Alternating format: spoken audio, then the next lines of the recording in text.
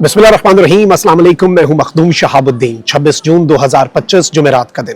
खबर है बीजिंग से, जहां पर शंघाई कोऑपरेशन ऑर्गेनाइजेशन का इंतहाई अहम तरीन इजलास मुनक्किद हुआ।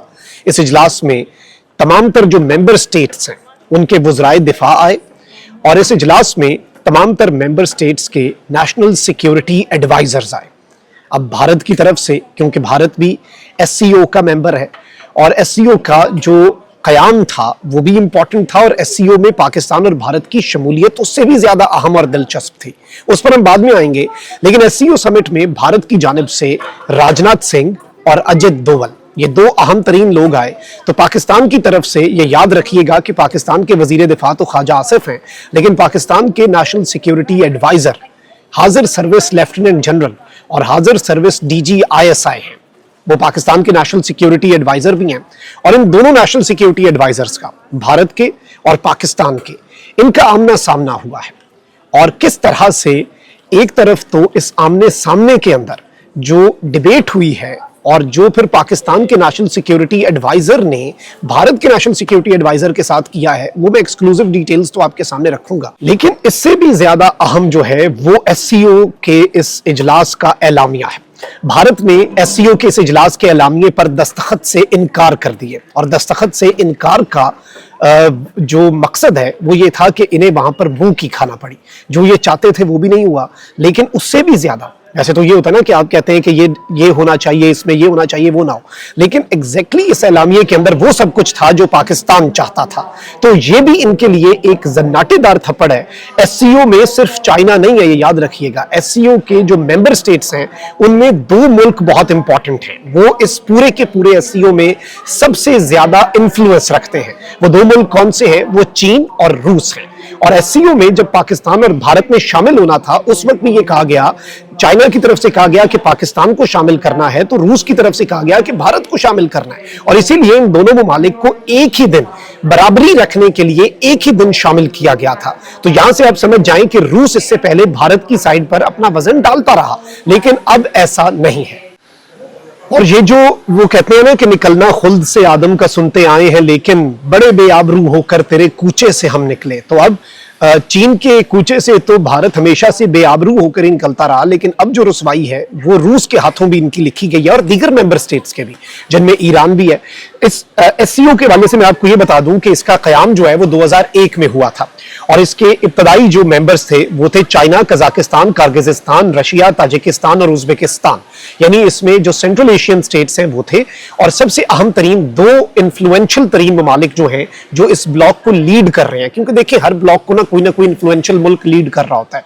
जैसे अब नेटो है, उसमें ढेर सारे ममालिक हैं, लेकिन नेटो को लीड अमेरिका और बरतानिया और फ्रांस, जर्मनी कर रहे होते हैं। इसी तरीके से यूरोपियन यूनियन है, उसमें बहुत से ममालिक हैं, लेकिन उन्हें लीड जो है वो फ्रांस और जर्मनी कर रहा होता है पॉलिसी साजी में। तो इसी तरीके से इस ब्लॉक को लीड जो है वो चीन और रूस कर रहे थे। फिर जब बारी आई पाकिस्तान और भारत को शामिल करने की, तो रूस ने कहा कि जी भारत शामिल होना चाहिए, चीन ने कहा पाकिस्तान शामिल होना चाहिए। तो बराबरी रखने के लिए 9 जून 2017 को इस तंजीम के कयाम के 16 साल बाद इसमें पाकिस्तान और भारत को शामिल किया गया। फिर बाद में 2023 में ईरान और 2024 में बेलारूस जो हैं वो भी इस तंजीम का हिस्सा बन गए। तो यहां से आपको समझ आ जाएगी कि इस तंजीम के अंदर इस रीजन के ममालिक हैं, और इंपॉर्टेंट ममालिक भी मैंने आपके सामने रख दिए। अब सबसे पहले तो जो हुआ है वो राजनाथ सिंह के साथ हाथ हुआ है, और राजनाथ सिंह के साथ ही साथ Ajit Doval. By the way, ये दो वो लोग हैं जो नरेंद्र मोदी के राइट हैंड समझे जाते हैं। उसकी वॉर मॉन्गरिंग, उसका जो जंगी जुनून है, उसका जो जंगी जज्बा है, उसे ये दो अशखास जो है ये आगे लेकर चलते हैं। लेकिन अब जो टेबल्स है ना वो टर्न हो चुके हुए हैं। पहले एससीओ के अंदर भारत को कहीं ना कहीं रूस की कोई सपोर्ट हासिल होती होगी, लेकिन अब डिप्लोमेटिकली मंजरनामा तब्दील हो चुका है। डिप्लोमेटिकली पाकिस्तान इस रीजन के अंदर भी एक ताकत है, वेस्ट के अंदर भी एक ताकत है, और भारत को वेस्ट के अंदर भी मुंह की खानी पड़ी, इस खित्ते के अंदर भी मुंह की खानी पड़ी, अपने हमसायों के हाथों भी मुंह की खानी पड़ी। और इस वक्त कोई एक घर ऐसा नहीं है जिसे भारत ने छोड़ा ना हो। तो अब सभी उससे तंग हैं इन वन वे और अनदर। और वैसे भी दुनिया जो है ना वो ताकतवर के साथ होती है, दुनिया जो है वो फातेह के पलड़े में अपना वजन डालती है। और बुनियानुम मरसूस जो ऑपरेशन था, उसने जो ऑपरेशन सिंदूर का किया, वो अब मुझे एक्सप्लेन करना आपके सामने जरूरी नहीं होना चाहिए, क्योंकि वो अंडरस्टूड बात है। अब नाज़रीन करम, सबसे पहले तो ये हुआ कि भारतीय वजीर दिफा जो है उसने एससीओ समिट का जो एलामिया है उस पर दस्तखत से ही इनकार कर दिया। अब भारत जो है ना उसकी बेसिकली डिप्लोमेटिकली एक कोशिश होती है कि पहलगाम का जो वाकया है ना उसका हर जगह पर जिक्र हो। वैसे तो भारत ये चाहता था कि दुनिया भर के तमाम तर ममालिक पहलगाम वाकये की सिर्फ मजम्मत न करें बल्कि उसमें पाकिस्तान के किरदार के ऊपर बात करें और पाकिस्तान के ऊपर जो भारत की तरफ से इल्जामात लगाए जाते हैं उनकी तौसीक कोई मुल्क करे। एक भी मुल्क ऐसा नहीं मिला जिसने पाकिस्तान के खिलाफ स्टेटमेंट दी हो। दहशतगर्दी का वाकया था, मजम्मत तो सबने करनी थी।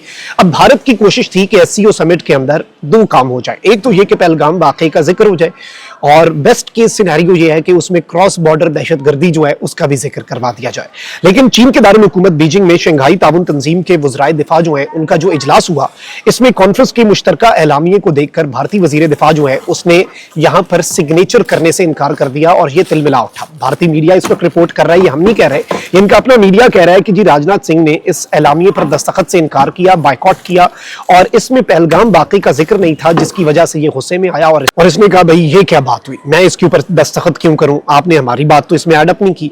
लेकिन इंटरेस्टिंगली जो सबसे अहम तरीन चीज है और रीजन के अंदर कितनी हजीमत का सामना करना पड़ा होगा इन्हें और कितना इन्हें मैं समझता हूं कि बेइज्जत होना पड़ा है कि बलूचिस्तान के अंदर भारत जो है उसकी बिलवास्ता बदमनी फैलाना जो है उसका जिक्र एलामिये के अंदर किया गया है। SCO के मुश्तरका एलामिये में, ये हमारे मुल्क का एलामिया नहीं है, SCO के ममालिक जो है वो ये बात कर रहे हैं और इस सब के अंदर ये जो चीज है ये इंतहाई इंपॉर्टेंट है और भारत के ऊपर बदमनी फैलाने का इल्जाम लग गया और ये इल्जाम सच भी है क्योंकि ऑब्वियसली जो BLA है वो फितनतुल हिंदुस्तान है और जो फितनतुल खवारिज TTP भी हैं उनकी भी सरपरस्ती भारत करता है। अलबत्ता हम इन फितनों के साथ भी वही काम कर रहे हैं जो हमने इनके आका भारत के साथ किया और जो हमने इनकी एयरफोर्स के साथ किया, इनकी रॉ के साथ भी वही हो रहा है। रोजाना की बुनियाद पे हमारी ISI इनकी रॉ के कितने मंसूबे नाकाम बना रही है।